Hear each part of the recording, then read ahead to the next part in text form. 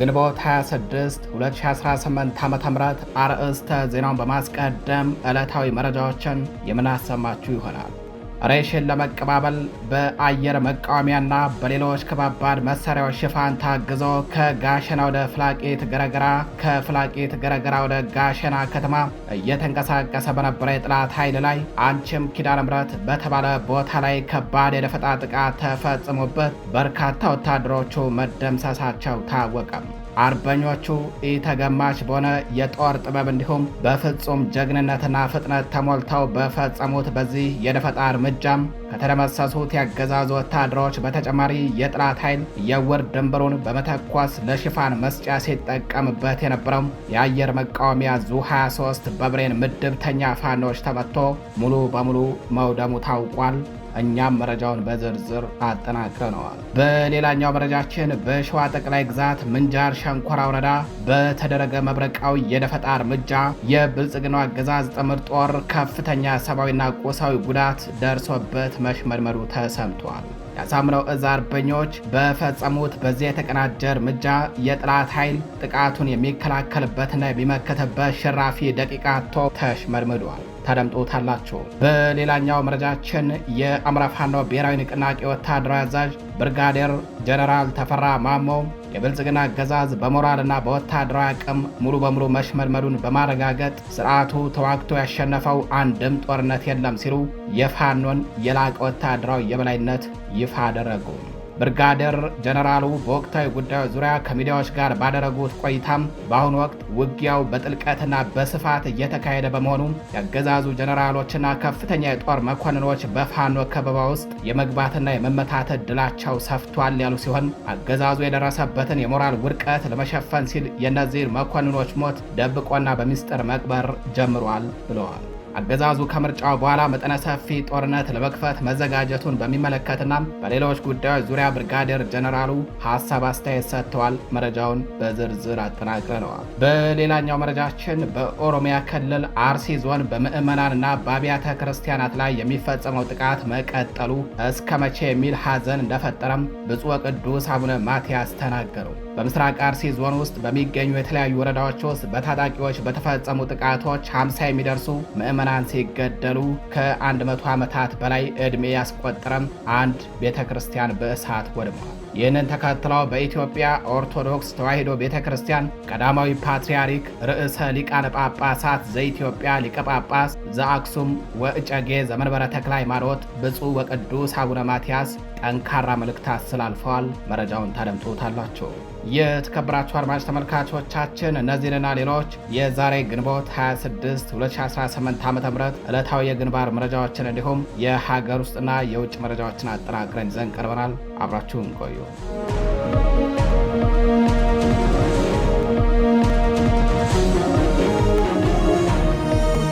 ወደ ቀዳሚው መረጃችን እናልፋለን። ሬሽን ለመቀባበል በአየር መቃወሚያና በሌሎች ከባባድ መሳሪያዎች ሽፋን ታግዞ ከጋሸና ወደ ፍላቂት ገረገራ፣ ከፍላቂት ገረገራ ወደ ጋሸና እየተንቀሳቀሰ በነበረም የጠላት ኃይል ላይ አንችም ኪዳነ ምሕረት በተባለ ቦታ ላይ ከባድ የደፈጣ እርምጃ ተወሰደበትም። በአማራ ፋኖ ብሔራዊ ንቅናቄ ወሎ ቤት አማራ ምኒልክ ዕዝ 106ኛ ኮር 22ኛ ክፍለ ጦር ስር የሚገኙት የክንዱ አሻግሬ ሬጅመንት አርበኞች ዛሬ ግንቦት 26 2018 ዓ.ም በወሰዱት የደፈጣ እርምጃም የጠላት ሰራዊትን አከርካሪ ሰብረው አንጸባራቂ ድል ተቀዳጅተዋል። የጠላት ኃይል በአየር መቃወሚያና በሌሎች ከባባድ መሳሪያዎች ሽፋን ታግዞ በጋሸናና በፍላቂት ገረገራ መካከል ሬሽን ለመቀባበል እየተንቀሳቀሰ እንዳለ ነው እርምጃው የተወሰደበት ሲል ኮሩ ለመረብ ሚዲያ በላከው መረጃ አስታውቋል። በጋሸናና በፍላቂት መካከል ልዩ ስሙ አንችም ኪዳነ ምሕረት በተባለ አካባቢ ላይ በ22ኛ ክፍለ ጦር ስር የሚገኙት የክንዱ አሻግሬ ሬጅመንት አርበኞች በወሰዱት የደፈጣ እርምጃም 7 ወታደሮች ወዲያውኑ ተገድለዋል። በርካታ ወታደሮች ደግሞ በጽኑ ቆስለው ለሕክምና ወደ ጋሸና ጤና ጣቢያ ተወስደዋል።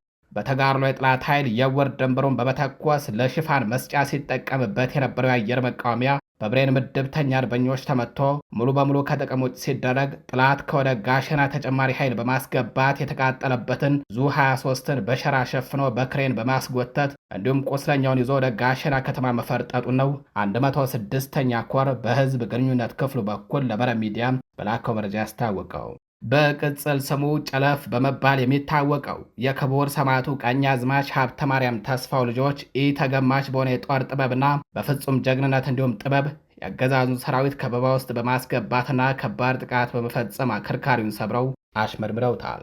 አድማጭ ተመልካቾቻችን ወደ ሌላኛው መረጃችን እናልፋለን። በሸዋ ጠቅላይ ግዛት ምንጃር ሸንኮራ ወረዳ በተደረገ መብረቃዊ የደፈጣ ጥቃት የብልጽግናው አገዛዝ ጥምር ጦር ለከፍተኛ ሰብአዊና ቁሳዊ ጉዳት ተዳርጓል። በምንጃር ሸንኮራ ወረዳ በተደረገ ውጊያ የአገዛዙ ኃይል ከባድ ኪሳራን አስተናግዷል። በሸዋ ጠቅላይ ግዛት ምንጃር ሸንኮራ ወረዳ በአሳምነው እዝ ከሰም ኮር ነበልባል ክፍለ ጦርና በአባት አርበኞች ጥምር ጦር ከፍተኛ የደፈጣ ጥቃት በመፈጸም በአገዛዙ ኃይል ላይ ከባድ ጉዳት አድርሰዋል። ይህ የተሳካ ኦፕሬሽን የተፈጸመው ትናንት ግንቦት 25 2018 ዓ.ም ከአመሻሽ 10 ሰዓት ከሩብ ጀምሮ እስከ ምሽት 1 ሰዓት ድረስ የቆየ ነው። ደፈጣ ጥቃቱን ተከትሎ ለሰዓታት በዘለቀ የጨበጣ ውጊያ የአገዛዙ ኃይል ኪሳራን ከእግር ጥፍሩ እስከ ራስ ፀጉሩ ተከናንቦታል። ይህ ወታደራዊ እርምጃ የተወሰደው በአሙራ ቤት ቀበሌ መልካ ጅሎ የምርጫ ጣቢያ የተሰበሰበውን የምርጫ ኮረጆ ይዘው ሲመለሱ በነበረው የብልጽግና ጥምር ጦር አባላት ላይ ነው። የተወሰደው እርምጃ በአሳምነው እዝ ከሰም ኮር የነበልባል ክፍለ ጦር ሻለቃ ፋኖችና በአባት አርበኞች ፋኖች ጥምረት ሲሆን ጥቃቱ የተፈጸመው በጨሌ ቀበሌ ልዩ ስማቸው ጁምድርና አጉጭ በተባሉ አካባቢዎች ላይ ነው። በዚህ ለሰዓታት በቆየ ተኩስ ልውውጥ በአገዛዙ ጥምር ጦር ላይ ከፍተኛ ጉዳት በመድረሱ በጉር ድንበር ሽፋን በመሰጣጠት አስከሬኑን ሳይሰበስብ ሲፈረጥጥ፣ በአንጻሩ በፋኖ ላይ ቅንጣት ታክል ጉዳት አልደረሰም ሲል ኮሩ አስታውቋል። የተከበራችሁ አድማጭ ተመልካቾቻችን መረጃዎቻችን እንደቀጠሉ ናቸው። ወደ ሌላኛው መረጃችን እናልፋለን። ብልጽግና ተዋግቶ ያሸነፈው ጦርነት የለም ሲሉ በአማራ ፋኖ ብሔራዊ ንቅናቄ ወታደራዊ አዛዥ የሆኑት ብርጋዴር ጀነራል ተፈራ ማሞ ተናገሩ። የአማራ ፋኖ ብሔራዊ ንቅናቄ ወታደራዊ አዛዥ የሆኑት ብርጋዴር ጀነራል ተፈራ ማሞ ከሚዲያዎች ጋር ሰሞኑን ባደረጉት ይፋዊ ቆይታም የአገዛዙን ወታደራዊ መዳከምና የፋኖን ወቅታዊ ስልታዊ ቁመናን በዝርዝር አብራርተዋል። ጀነራሉ በአሁኑ ወቅት የብልጽግና ስርዓት ፍጹም በሆነ የሞራል ውድቀት ውስጥ እንደሚገኝና ተዋግቶ ያሸነፈው ምንም አይነት የጦርነት አውድ እንደሌለም አብራርተዋል። ብርጋዴር ጀነራል ተፈራ ማሞ በብልጽግና ደጋፊዎችና በተለያዩ የብልጽግና የዲጂታል ሚዲያዎች በጽኑ መታመማቸውን አስመልክተው የሚናፈሰው ወሬ ሙሉ በሙሉ ሐሰተኛ ነው ያሉ ሲሆን በአሁኑ ወቅት በሙሉ ጤንነት ላይ እንደሚገኙና ወታደራዊ ስራዎቻቸውን ያለምንም እንቅፋት እያከናወኑ መሆኑን አረጋግጠዋል። ሰሞኑን በአራቱም ቀጠናዎችና በወለጋ አካባቢ የተካሄደውን የተቀናጀ የዘመቻ አንሻሴድ እንቅስቃሴን በተመለከተም ጀነራሉ 3 ዋና ዋና ስትራቴጂካዊ ዓላማዎችንና ታላላቅ ስኬቶችን መመዝገባቸውን ገልጸዋል። በዚህ መሰረት አገዛዙ በኃይልና በማጭበርበር ሊያስፈጽሙ ያቀደውን ምርጫ ሙሉ በሙሉ ማደናቀፍ እንደተቻለ፣ ህዝቡ ገዳዩን ስርዓት እንዳይመርጥ መደረጉን፣ በተከታታይ በሚሰነዘሩ ማጥቃቶች የአገዛዙን ሰራዊት ሚዛን ማውረድና በሞት በቁስለኛ በመበተን እንዲሁም በመማረክ ማዳከም መቻሉን እንዲሁም በዘመቻው በርካታ የጦር መሳሪያዎችና ተተኳሾች በጀግናው ፋኖ እጅ መግባታቸውን በዝርዝር አስታውቀዋል። በቅርቡ ማለትም ግንቦት 16 2018 ዓ.ም በኦሮሚያ ክልል ምስራቅ ወለጋ ጊዳ አያና ወረዳ በተደረገ ብርቱ ውጊያ የማዕከላዊ ማለትም የዳሎል እዝ ምክትል አዛዥ ብርጋዴር ጀነራል አስናቀውን ጨምሮ 2 ታዋጊ ኮሎኔሎች ሞት መረጋገጡን ወታደራዊ አዛዡ ይፋ አድርገዋል። በአሁኑ ወቅት ውጊያው በጥልቀትና በስፋት እየሄደ በመሆኑም የአገዛዙ ጀነራሎችና ከፍተኛ መኮንኖች በፋኖ ከበባ ውስጥ የመግባትና የመመታት ዕድላቸው እየሰፋ የመጣ ሲሆን አገዛዙ የደረሰበትን የሞራል ውድቀት ለመሸፈን ሲል የእነዚህን መኮንኖች ሞት ደብቆና በሚስጥር መቅበር እንደሚፈልግም አጋልጠዋል። ከዚህ በተጨማሪ የብልጽግናው አገዛዝ በሀገር ውስጥ የደረሰበትን ቀውስ ለመሸፈን ሀገሪቱን ዙሪያዋን ከጎረቤት ሀገራት ማለትም ከኤርትራ፣ ከሱዳንና ከግብፅ ጋር ወደ አላስፈላጊ የጦርነት ስጋትና ትንኮሳ ውስጥ እየከተታት እንደሚገኝ ጠቁመው የሱዳን መንግስት ኢትዮጵያን በድሮን ጥቃት መክሰሱን አብራርተዋል። ይሁን እንጂ የውጭ ኃይሎች ሳይመጡ የተባበሩት የአማራ፣ የኦሮሞ፣ የትግራይና የመላው ኢትዮጵያ ኃይሎች እርስ በርስ በመተባበር ስርዓቱን በራሳቸው አቅም እዛው እንደሚቀብሩት በልበ ሙሉነት ተናግረዋል። ከምርጫው በኋላ አገዛዙ ፋኖ ለማጥፋት መጠነ ሰፊ ዝግጅት እያደረገ ነው ስለሚባለው መረጃም የእዙ ወታደራዊ አዛዥ ብርጋዴር ጀነራል ተፈራ ማሞ ሲያብራሩ አገዛዙ የተለየ ጠንካራ ተዋጊ ኃይል እንደሌለውና በየጊዜው በግዳጅ የሚመለመሉ በቂ ስልጠና የሌላቸው የኦሮሞ ወጣቶች የገዳ ኮማንዶና ልዩ ኃይል እየተባሉ ለጦርነት እየተማገዱ መሆኑን ጠቁመዋል። ሆኖም ፋኖ እንደ ወታደር አስፈላጊውን ዝግጅት በሙሉ አድርጎ ጥላትን እንደሚጠብቅና እንደሚያስተናግደው አረጋግጠዋል። ብርጋደር ጀነራል ተፈራ ማሞ በማጠቃለያ መልእክታቸው የፋኖ እንቅስቃሴ በአማራ ክልል ድንበር ብቻ እንደማይወሰንና መላው ኢትዮጵያ ሀገራቸው በመሆኑ ስርዓቱን ይበልጥ ማዳከም በሚያስችልበት በማንኛውም ስፍራ ሁሉ እንደሚገባ አስታውቀው የኢትዮጵያ ሕዝብ ዘላለም በስቃይና በአምባገነን ጭራቆች ከመረገጥ አንድ ጊዜ ዋጋ ከፍሎ በነፃነት መኖር እንዳለበት የትግል ጥሪያቸውን አስተላልፈዋል። አድማጭ ተመልካቾቻችን ወደ ሌላኛው መረጃችን እናልፋለን። በኦሮሚያ ክልል አርሲ ዞን በምዕመናንና በአብያተ ክርስቲያናት ላይ የሚፈጸመው ጥቃት መቀጠሉ እስከ መቼ የሚል ሐዘን እንደፈጠረ የኢትዮጵያ ኦርቶዶክስ ተዋሕዶ ቤተ ክርስቲያን ፓትርያርክ ብፁዕ ቅዱስ አቡነ ማትያስ መልእክት አስተላለፉ። ባለፈው እሁድና ሰኞ በምስራቅ አርሲ ዞን ውስጥ በሚገኙ የተለያዩ ወረዳዎች በታጣቂዎች በተፈጸሙ ጥቃቶች 50 የሚደርሱ ምዕመናን ሲገደሉ አንድ ቤተ ክርስቲያን በእሳት የወደመ መሆኑንና ሌላኛው ቤተ ክርስቲያን ዘረፋ እንደተፈጸመበት እንዲሁም ከባድ ጉዳት እንደደረሰበት ሀገረ ስብከቱና የአካባቢው ነዋሪዎች ገልጸዋል። ይህንን ተከትሎ በኢትዮጵያ ኦርቶዶክስ ተዋሕዶ ቤተ ክርስቲያን ቀዳማዊ ፓትርያርክ ርዕሳነ ሊቃነ ጳጳሳት ዘኢትዮጵያ ሊቀ ጳጳስ ዘአክሱም ወዕጨጌ ዘመንበረ ተክለ ሃይማኖት ብፁዕ ቅዱስ አቡነ ማትያስ በአርሲ ሀገረ ስብከት በቤተ ክርስቲያኗና በምዕመኗ ላይ እየደረሰ ያለውን ጥቃት በማስመልከት መልእክት አስተላልፈዋል። አቡነ ማትያስ በአርሲ ሀገረ ስብከት በአሰኮ፣ በሽርካም፣ በሆንቆሎ፣ በዋቤና በሙኔሳ ወረዳዎች በተፈጸሙ ጥቃቶች በመንፈስ ቅዱስ ልጆቻችንና በቅድስት ቤተ ክርስቲያን ላይ ስለደረሰው አሰቃቂ ጥቃት እየሰማነው በተሰበረ ልብ ነው ሲሉ መልእክት አስተላልፈዋል። በጥቃቱ በርካታ ምዕመናን በግፍ መሰዋታቸውንና በመቶዎች የሚቆጠሩ ወገኖቻችን ከቀያቸው መፈናቀላቸውን ቤተ ክርስቲያናችንን በእጅጉ ያሳዘነ ክስተት ነው ያሉት ፓትርያርኩ በአርሲ ምድር በተደጋጋሚ የሚስተዋለው በደልና ግፍ በሁላችን ልቦና ውስጥ እስከ መቼ የሚል ቁጭትና ሐዘን ጥያቄን ፈጥሯል ብለዋል። የአካባቢው ነዋሪዎችና የቤተ ክርስቲያኗ ምዕመናን ጥቃቱ እሁድ ዕለት ጀምሮ እስከ ሰኞ ድረስ የቀጠለ መሆኑንና ዕድሜያቸው ከ80 እስከ 25 ዓመት የሆናቸው ሰዎች በታጣቂዎቹ በገፍ መገደላቸውን እንዲሁም ዝርፊያና መኖሪያ ቤቶች መቃጠሉን ገልጸዋል። ጥቃቱ የተፈጸመበት የአርሲና የሶማሌ ክልል ጅጅጋ አህጉረ ስብከት ሊቀ ጳጳስ ብፁዕ አቡነ ኤልሳ በጥቃቱ በርካታ ምዕመናን መገደላቸውን ከ280 በላይ ምዕመናን መፈናቀላቸውንና የ101 ዓመት ዕድሜ ያስቆጠረ ቤተ ክርስቲያን መቃጠሉን ገልጸዋል። ፓትርያርኩ አቡነ ማትያስም የእምነት ነጻነት ተደፍሮ 100 ዓመታት ያስቆጠረው የጥራታ ቅዱስ ገብርኤል ቤተ ክርስቲያን መቃጠሉን እንዲሁም የካራ ኮፍቴና መድኃኔ ዓለም ቤተ ክርስቲያን መዘረፉን በመልእክታቸው ላይ አመላክተዋል። የተከበራችሁ አድማጭ ተመልካቾቻችን በአርሲ የደረሰ ያለውን ግፍና ሰቆቃን በሚመለከት እኛም መረጃውን እየተከታተልን ወደ እናንተ የምናደርሳችሁ ይሆናል። ወደ ሌላኛው መረጃችን እናልፋለን። ደብረ ማርቆስ ከተማ አስተዳደርን ጨምሮ በ8 ወረዳዎችና በ186 ቀበሌዎች ምርጫ አልተደረገም ሲል በአማራ ፋኖ ብሔራዊ ንቅናቄ ቴዎድሮስ ዕዝ 206ኛ ኮር አስታወቀም። ኮሮ በሚንቀሳቀስበት ምስራቅ ጎጃም አገዛዙ የምርጫ ድራማ ለማድረግ አቅዶ የተንቀሳቀስበት ትልቁ ደብረ ማርቆስ ከተማን ጨምሮ በ8 ወረዳዎችና በ186 ቀበሌዎች ምንም አይነት ምርጫ ለመደረጉን አስታውቋል። ግንቦት 24 2018 ዓ.ም በ206ኛ ኮር ከሌሊቱ 11 ሰዓት ጀምሮ 14ኛ ክፍለ ጦር በደብረ ማርቆስ አቅራቢያ ሊባኖስ፣ በደብረ ማርቆስ አየር ማረፊያ ደብረ ዘይትና ነራታ ደብረ ኤልያስ፣ 24ኛ ክፍለ ጦር ደግሞ ረቡ ገበያ የቦቅላም፣ 34ኛ ክፍለ ጦር በባሶ ሊበን ኮርክ እነሞጭራ ሉማሜና ወጀል ጉባያም እንዲሁም በ206ኛ ኮር አዳይ ቡድን በደብረ ማርቆስ ከተማና በባሶ ሊበን የላም ገንጅ ባደረጉት ጥቃት ሊደረግ የነበረውን የወንበዴዎች ምርጫ ማስቆማቸውን አረጋግጠዋል። 206ኛ ኮር ከዚህ በፊት ነፃ የወጡ ቀጠናዎችን በማስጠበቅና በትልልቅ ከተሞች የተሳካ ኦፕሬሽን በመፈጸም ከህዝቡ ጋር በመቀናጀት የብልጽግናን የምርጫ ድራማ ማክሸፉን ነው ያረጋገጠው። አድማጭ ተመልካቾቻችን ወደ ሌላኛው መረጃችን እናልፋለን። የአማራ ዲያስፖራ ጥምረት ለአውሮፓ ህብረት ግልጽ ደብዳቤ መላኩን አስታወቀ። ለአብይ አህመድ አገዛዝ የሚሰጠውን የበጀት ድጋፍ በአስቸኳይ እንዲቆምም ህብረቱ በደብዳቤው ጠይቋል። በዓለም ዙሪያ የሚገኙ የአማራ ማህበራትና ሲቪክ ድርጅቶች ስብስብ የሆነው የዓለም አቀፍ አማራ ዲያስፖራ ድርጅቶች ጥምረት የአውሮፓ ህብረት በጠቅላይ ሚኒስትር አብይ አህመድ ለሚመራው የብልጽግና ፓርቲ አገዛዝ በጀት ለመልቀቅና ሽርክናውን ለማጠናከር የወሰነውን ውሳኔ በመቃወም ያዘጋጀውን ይፋዊ ደብዳቤ አስገብቷል። በተጻፈው በዚህ ይፋ በሆነ ደብዳቤ ላይ ህብረቱ ለአገዛዙ የሚሰጠውን ማንኛውንም የበጀት የኢኮኖሚ ድጋፍ በአስቸኳይ እንዲያቆምና ግምገማ እንዲያደርግ ጥሪ አቅርበዋል።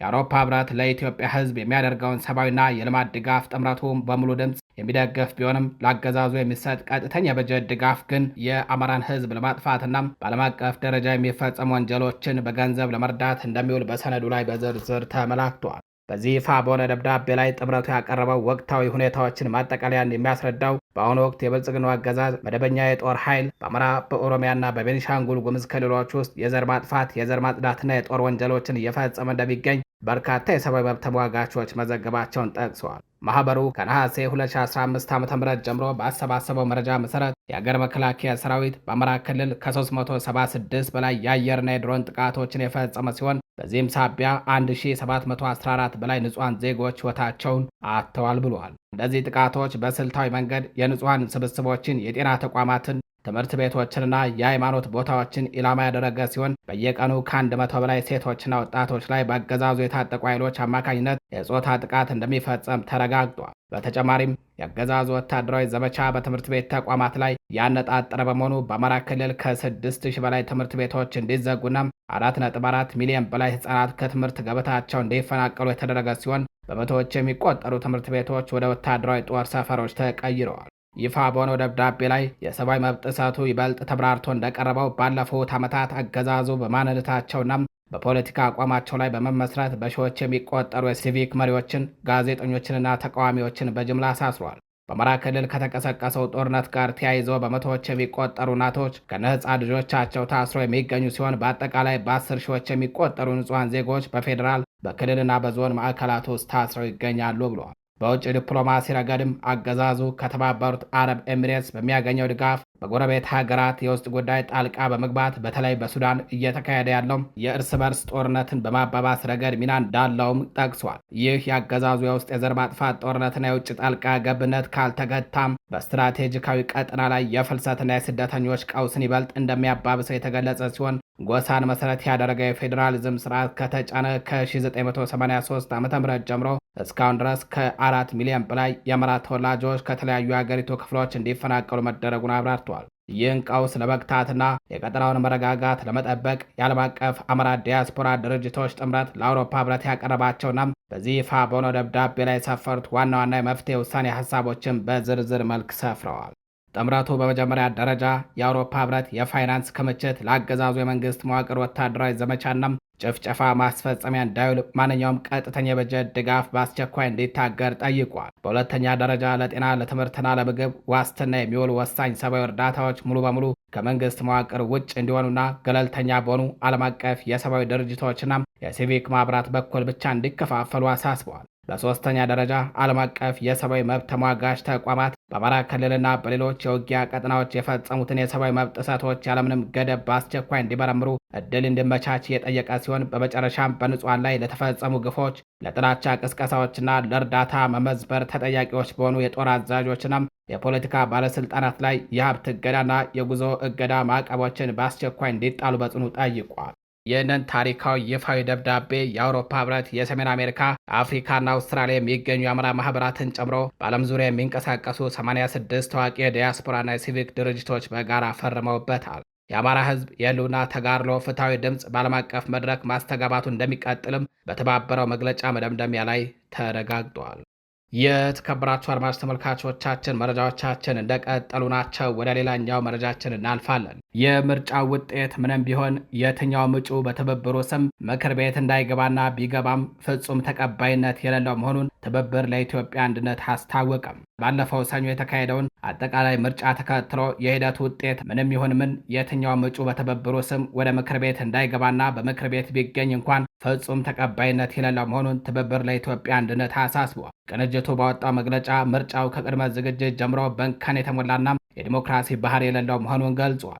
ትብብሩ በመግለጫ ወደ ምርጫ የገባው መሰረታዊ የሀገር ችግሮች ሊፈቱ የሚችሉት በንግግር፣ በድርድር፣ በጥልቅ ውይይት መሆን አለበት በሚል ሩቅ እሳቤና ከውጭ ሆኖ ከመተቸት ይልቅ ትብብሩ አገዛዙ እያለ የጠራውን መንግስት የነውር ገመናን በተጨባጭ ለማጋለጥ በማለም እንደነበረ አስታውቋል። ይሁን እንጂ ከቅድመ ምርጫ፣ ከምርጫ ዕለትና ከምርጫው ማግስት የተስተዋሉ ሁነቶች እንደሚያሳዩት ሂደቱ ካለፉት አምባገነናዊ የጥርነፋ ባሪያትና ሁለቱንም የመጠቅለል አባዜ ያልተላቀቀ በታሪክ ከሚታወቁ የጨረባ ምርጫዎች ያልተለየም መሆኑን ገሃድ ወጥቷል ሲል ነቅፏል። ይህ አይነቱ ልማድ ደግሞ የተወሳሰበውን የአገሪቱን ችግር ከድጦ ወደ ማጡ ከመውሰድ የዘለለ ዲሞክራሲን ያጓድድም፣ መፍትሄ አይፈይድም ሲል ድርጅቱ ኮንኗል። ነገር ግን ከነበሩት በርካታ እንከኖች መካከል በጠባቧ ቀዳዳም የቦርዱ ኃላፊዎችና ውስን ድርጅቶች ላደረጉት ጥረት እውቅና እንደሚሰጥም ቅንጅቱ በዚህ መግለጫው ጠቅሷል። አገዛዙ የስልጣን ምንጭና ባለቤት ህዝብ ብቻ መሆኑን ተረድቶም የህዝብን ድምፅ እስከሚያከብር ድረስ ትግሉን አጠናክሮ እንደሚቀጥል የገለጸው ትብብሩ በቅርቡ ህዝብን ያሳተፈም ሰላማዊ ትግል ለማካሄድ የሚያስችል የተሟላ መግለጫ እንደሚሰጥም ይፋ አድርጓል።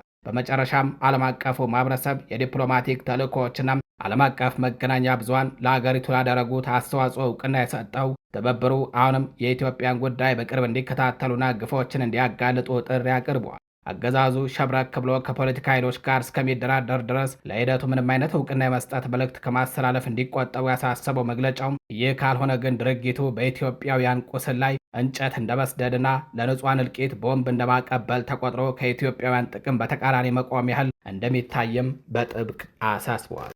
የተከበራችሁ አድማጭ ተመልካቾቻችን መረጃዎቻችን እንደቀጠሉ ናቸው። ወደ ውጭ መረጃችን እናልፋለን። የዓለም አቀፉ የገንዘብ ድርጅት፣ የዓለም አቀፍ ባንክና ሌሎች ተቋማት በመካከለኛው ምስራቅ ያለው ጦርነት የኃይል አቅርቦትን እየጎዳ መሆኑን አስጠነቀቁም። የዓለም አቀፍ ኃይል ኤጀንሲ፣ የዓለም አቀፍ የገንዘብ ድርጅት አይኤምኤፍ፣ የዓለም ባንክና የዓለም ንግድ ድርጅት መሪዎች በመካከለኛው ምስራቅ እየተካሄደ ያለው ጦርነት የዓለም አቀፍ ኃይል አቅርቦት ላይ ከፍተኛ ጫና እየፈጠረ መሆኑንና በተለይም ደካማ ኢኮኖሚ ያላቸው ሀገራትን በእጅጉ እየጎዳ መሆኑን አስጠንቅቀዋል። በዩናይትድ ስቴትስና እስራኤል እንዲሁም በኢራን መካከል የተቀሰቀሰው ጦርነት ሀገራዊና ዓለም አቀፋዊ የንግድ እንቅስቃሴን ከማስተጓጎልም በላይ የፋይናንስ ገበያዎችን እያናጋና በዓለም አቀፍ ደረጃ በተለይም ለነዳጅና ለጋዝ ማጓጓዣ ቁልፍ የባህር መስመር በሆነው በሆርሙዝ ወሽመጥ በኩል የሚደረገው ኃይል አቅርቦት ላይ ከፍተኛ ስጋት እየደቀነ ሆኗል ብሏል። ዓለም አቀፍ ተቋማቱ የዓለም ኢኮኖሚ አሁንም ቢሆን ተለዋጭ ሁኔታዎችን የመቋቋም አቅም እንዳሳየ የገለጹ ቢሆንም እየተባባሰ የመጣው ግጭት ግን በነዳጅና በማዳበሪያ ዋጋ መናር፣ በአጠቃላይ አለመረጋጋት መግነን እንዲሁም በስራ ዕድሎች ላይ የሚፈጥረው ስጋት ምክንያት ድሃ ሀገራት ባልተመጣጠነ ሁኔታም ለአደጋ እያጋለጠ መሆኑን አሳስበዋል ሲል ሮይተርስ ዘግበዋል። አድማጭ ተመልካቾቻችን ለዛሬ ግንቦት 26 2018 ዓ.ም ይዘናቸው የነበሩት ዕለታዊ የግንባር እንዲሁም ሌሎች የሀገር ውስጥና የውጭ መረጃዎቻችን እነዚህ ይመስላሉ። በሌሎች አዳዲስ መረጃዎች እስከምንገናኝ ከቀሪ ጣቢያችን ዝግጅቶች ጋር ቸር ቆዩ።